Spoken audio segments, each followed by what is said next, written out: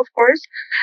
But for the new people who are from Egypt who don't know what is the symbol refer to and how it's affecting the mainstream in Russia. Yeah, basically this symbol is just almost like a new swastika, to be honest. Right now, Russian government use it as a symbol of support against of aggression against Ukraine.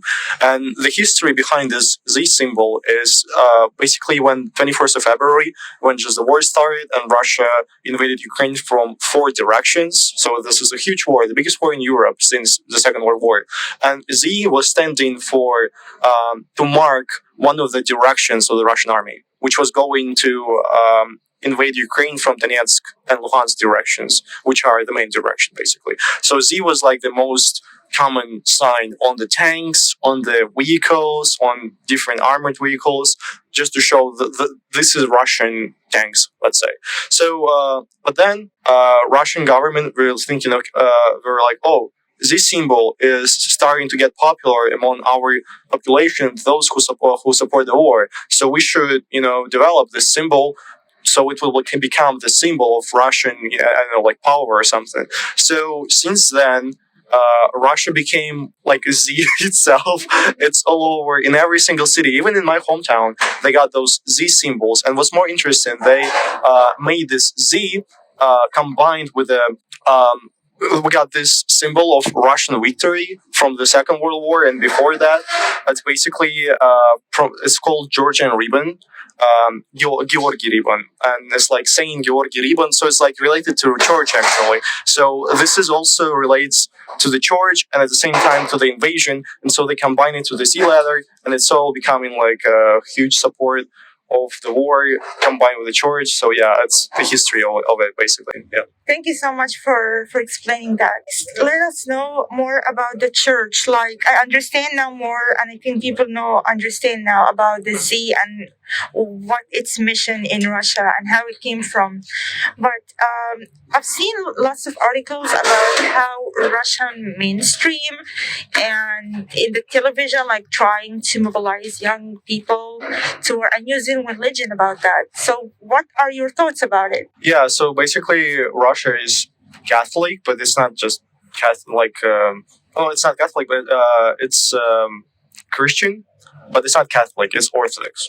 So it's pretty interesting because mostly Eastern Europe is Orthodox Church. And most of the churches, for example, even in Baltic states like Estonia, Latvia, Lithuania, in Ukraine, they used to be connected to the Russian Church. So they used to say like, yeah, Russian Orthodox Church is the head of Orthodox Church in the whole like Eurasia. But right now it's changing. And Russian Church, since the beginning of the war, started to support this invasion so badly. For example, the main bishop of Russian Orthodox Church, Patriarch Kirill, he said that Russia needs to mobilize itself. When mobilization in Russia started after 21st of September, he said that Russia needs to mobilize itself and its spirit to fight the powers of evil so they won't conquer Russia. And so he, as the main head of Russian Orthodox Church, like let's say the person whom people trust, who believe in God in Russia, they see, okay, he supports the war, and he is almost saint. So, okay, this war is a holy war. So this is why we need to support that. So Russian Orthodox Church does a lot to support this war, to show people like, yeah, if we support this, you should support this.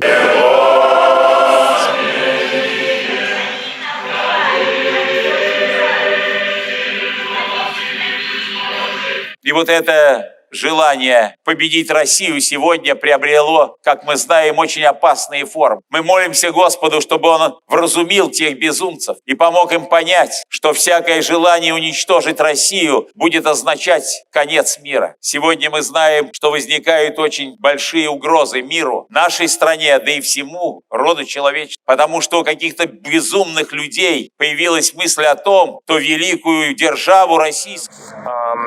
not patriarch, but some of the people in monasteries in Russia, they were against it. And there was a case in March 2022 when one of the priests in a church, he was fined for about $500 for giving a service which were related to the peace. So for peaceful service, he was fined. Well, thanks God not put in jail for peaceful service. But yeah, so Russian Orthodox Church even prohibits to pray for peace. So this is what it came to the end. So yeah, it's really bad that, so many people in Russia are religious, and when they see that authority of Patriarch Kirill says, yeah, this war is right, is just, so they support it too. But it's very interesting, even church just doing pray for peace. They find the church charge the priest $500. Yeah, a priest was fined for $500 for making this service which were related to peace. So they were praying, let peace take place between Ukraine and Russia. And they used to call Ukraine and Russia as like brother nations, and still they call it like that. So they were like, he was like, yeah, let be peace among brothers, like that. And for that he was fined $35, and he was just expelled from the Russian church for that. So he's no longer a priest anymore, he lost his position forever. Yeah, he lost his position forever just for praying for peace. Well, not forever, I hope one day Putin is going to be over and there's going to be a reformation in the Russian Orthodox Church, and maybe he will be allowed to come back and to be just a priest.